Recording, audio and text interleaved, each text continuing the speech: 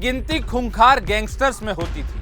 60 से ज्यादा केस, 18 से ज्यादा मर्डर, रंगदारी और लूटपाट जैसे कई मुकदमे। उसकी क्राइम कुंडली काफी लंबी थी, लेकिन अब वो मिट्टी में मिल चुका है।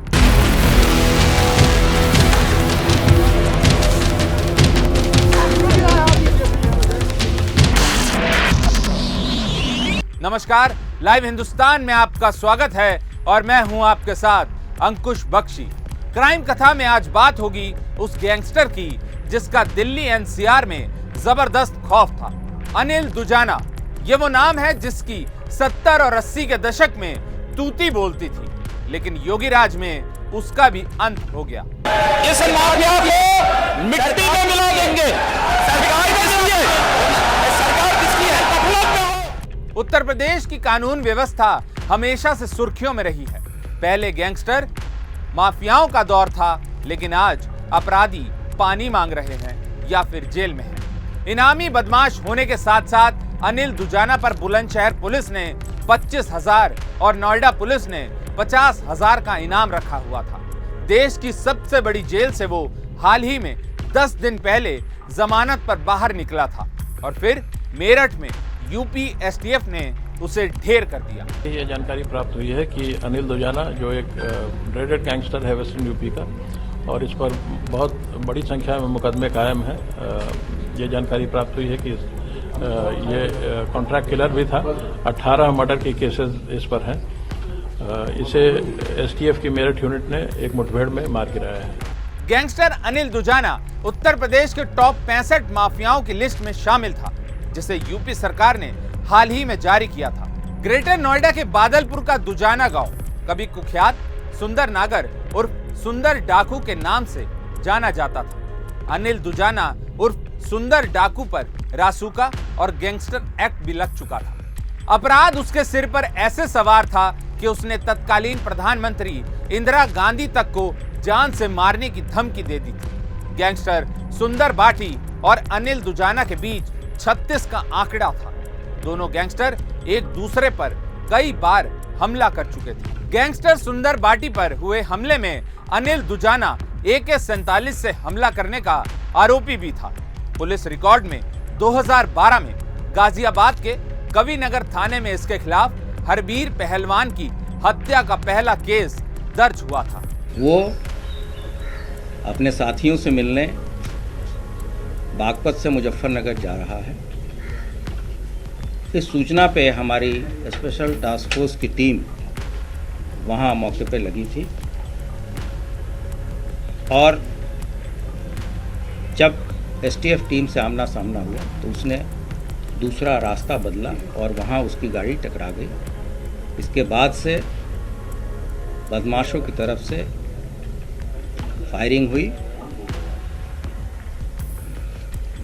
लगभग 15 से 20 राउंड फायर बदमाशों की तरफ से हुई।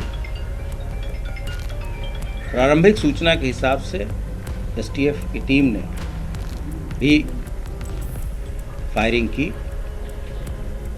इस फायरिंग में अनिल दुजाना घायल हुआ, जिसकी बाद में मृत्यु हो गई।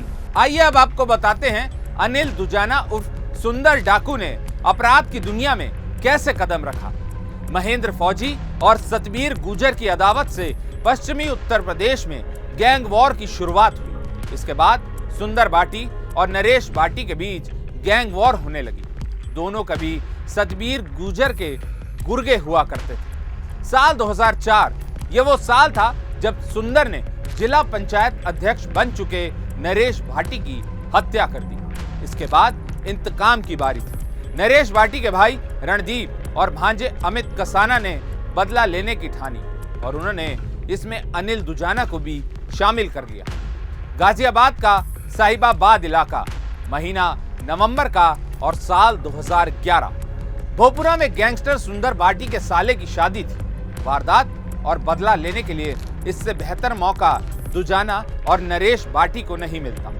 रणदीप, दुजाना और कसाना ने AK-47 से ताबड़तोड़ फायरिंग की, जिसमें 3 लोग मारे गए थे। इस हमले में सुंदर बाटी बच निकला, लेकिन अपराध की दुनिया में अनिल दुजाना उर्फ सुंदर डाकू की एंट्री हो गई। अनिल हत्याकांड के आरोप में जनवरी 2012 में अनिल दुजाना पकड़ा गया। इसके बाद वो अपना गैंग जेल से चलाने लगा, जिसमें उसकी मदद रणदीप बाटी और अमित कसाना ने की। जेल से ही मर्डर और रंगदारी की साजिशों को अंजाम दिया गया। पश्चिमी उत्तर प्रदेश में गैंग वॉर का सिलसिला अब और तेज हो चुका था। जनवरी 2014 में सुंदर बाटी गैंग ने अनिल दुजाना के घर पर हमला कर दिया। इस ताबड़तोड़ फायरिंग में उसके भाई जय भगवान की मौत हो गई। सुंदर बाटी गैंग के 8 लोगों के खिलाफ केस दर्ज किया गया। अब बारी दुजाना गैंग की थी। अनिल दुजाना के गुर्गों ने इसका बदला लेने के लिए सुंदर के गुर्गे राहुल का मर्डर कर दिया। ये दोनों गैंग सरकारी ठेकों, सरिये की चोरी और टोल के ठेकों को लेकर अक्सर आमने सामने आते रहे। यही वजह थी कि पुलिस दुजाना को जब पेशी के लिए कोर्ट लेकर जाती थी तो उसे बुलेट प्रूफ जैकेट तक पहनाई जाती थी। वो एक 4 पहिया गाड़ी में ट्रैवल कर रहा था। उसके पास से एक 32 की पिस्टल, एक 30 की पिस्टल और भारी मात्रा में कारतूस बरामद हुए हैं। अनिल दुजाना उन 66 बदमाश और माफियाओं में से एक था जिसका चिन्हीकरण करने के उपरांत मुख्यालय और शासन स्तर से जिसकी मॉनिटरिंग लगातार की जा रही थी। उपरोक्त बदमाश के ऊपर 64 से अधिक मुकदमे थे। अनिल दुजाना जेल के अंदर रहे या बाहर, उसने रंगदारी मांगने का सिलसिला जारी रखा। मीडिया रिपोर्ट्स के मुताबिक अनिल दुजाना ने फरवरी 2019 में सूरजपुर कोर्ट में ही बागपत की पूजा से सगाई की और फिर साल 2021 में जमानत पर बाहर आने के बाद उससे शादी कर ली। कुख्यात बदमाश अनिल दुजाना पिछले काफी समय से दिल्ली की तिहाड़ जेल में बंद था, लेकिन कुछ समय पहले वो जमानत पर बाहर आ गया। जेल से बाहर आते ही अनिल दुजाना ने जयचंद प्रधान मर्डर केस में उसकी पत्नी और गवाह संगीता को धमकी दी थी। इसके बाद उच्च अधिकारियों ने एक्शन लेते हुए अनिल दुजाना के खिलाफ 2 केस दर्ज किए। दुजाना की गिरफ्तारी के लिए नोएडा पुलिस की स्पेशल सेल की टीम और एसटीएफ टीम लगाई गई। यूपी एसटीएफ को ऐसी खुफिया सूचना मिली थी कि अनिल दुजाना मेरठ के एक गांव में आपराधिक वारदात को अंजाम देने के लिए आने वाला है। इसी खबर पर एसटीएफ ने घेराबंदी की। उत्तर प्रदेश एसटीएफ की टीम से खुद को घिरा देख अनिल दुजाना ने गोलीबारी शुरू कर दी। एसटीएफ की कार्रवाई में अनिल दुजाना ढेर हो गया। उसकी गाड़ी से 2 पिस्टल और कई जिंदा कारतूस बरामद हुए।